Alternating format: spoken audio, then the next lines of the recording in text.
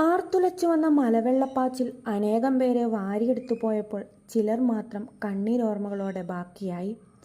ഇനിയും ഉറ്റവരെ കണ്ടെത്താനാവാതെ വറ്റിത്തീർന്ന കണ്ണീരുമായി ദുരിതാശ്വാസ ക്യാമ്പുകളിൽ അവർ പ്രിയപ്പെട്ടവർക്ക് വേണ്ടി കാത്തിരിക്കുകയാണ്. അവശിഷ്ടങ്ങൾക്കിടയിൽ നിന്നും പലരെയും ജീവനില്ലാതെ കണ്ടെത്തുമ്പോഴും തിരിച്ചറിയാൻ പോലും കഴിയാത്ത അവസ്ഥയുടെ വലിയ വേദനയാണ് ഇവർക്ക് പങ്കുവെക്കാനുള്ളത്. ഇത് സ്വന്തക്കാർ തന്നെയാണോ, നമ്മുടെ ആൾക്കാർ തന്നെയാണോ എന്നൊന്നും തിരിച്ചറിയാൻ പോലും ആകുന്നില്ലെന്നാണ് ബാക്കിയായ മനുഷ്യരുടെ നൊമ്പരപ്പെടുത്തുന്ന വാക്കുകൾ. തിരിച്ചറിയാൻ പോലും ആവുന്നില്ല, എന്തിന് മുഖം പോലും തിരിച്ചറിയാനാവുന്നില്ലെന്നാണ് ബന്ധുക്കൾ പറയുന്നത്.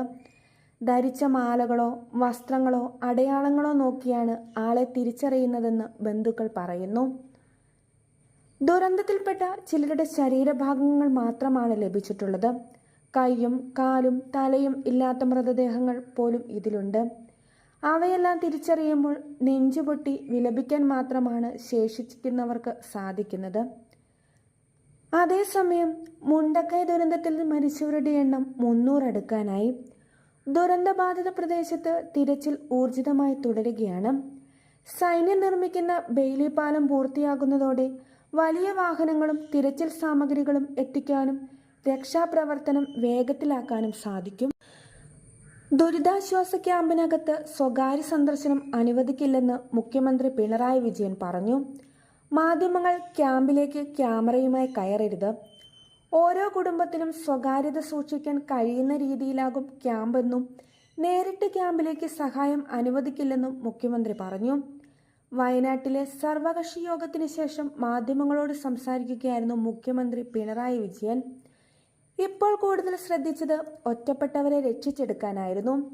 ഏറ്റവും മികവാർന്ന പ്രവർത്തനം പട്ടാളത്തിൻ്റെതാണ്. ജീവനോടെ ഇനിയൊരാളെയും രക്ഷിക്കാൻ ബാക്കിയില്ല. രക്ഷിച്ചെടുക്കാൻ കഴിയുന്നവരെ പരമാവധി രക്ഷിച്ചു എന്നാണ് പട്ടാള മേധാവി പറഞ്ഞത്. ആവശ്യത്തിനുള്ള മെഷീനറികൾ അവിടെ എത്തിക്കാൻ കഴിഞ്ഞില്ല എന്നതാണ് പ്രതിസന്ധി. പാലം നിർമ്മിക്കുന്നതോടെ അത് സാധ്യമാകും. മുണ്ടക്കയിൽ നടന്നത് ദേശീയ ദുരന്തമായി പ്രഖ്യാപിക്കണമെന്ന് കേന്ദ്രത്തോട് അഭ്യർത്ഥിച്ചിട്ടുണ്ടെന്നും മുഖ്യമന്ത്രി പറഞ്ഞു. കേന്ദ്ര സർക്കാർ എല്ലാ കാര്യങ്ങളും മനസ്സിലാക്കുന്നുണ്ട്. പ്രത്യേകമായി അറിയിക്കേണ്ട കാര്യമില്ല. തടസ്സം നിൽക്കുന്നവർ അത് വിശദീകരിക്കണമെന്നും മുഖ്യമന്ത്രി കൂട്ടിച്ചേർത്തു. മുണ്ടക്കയിലെ കുട്ടികളുടെ വിദ്യാഭ്യാസത്തിന് പ്രത്യേക പ്രാധാന്യം നൽകുമെന്ന് മുഖ്യമന്ത്രി പറഞ്ഞു.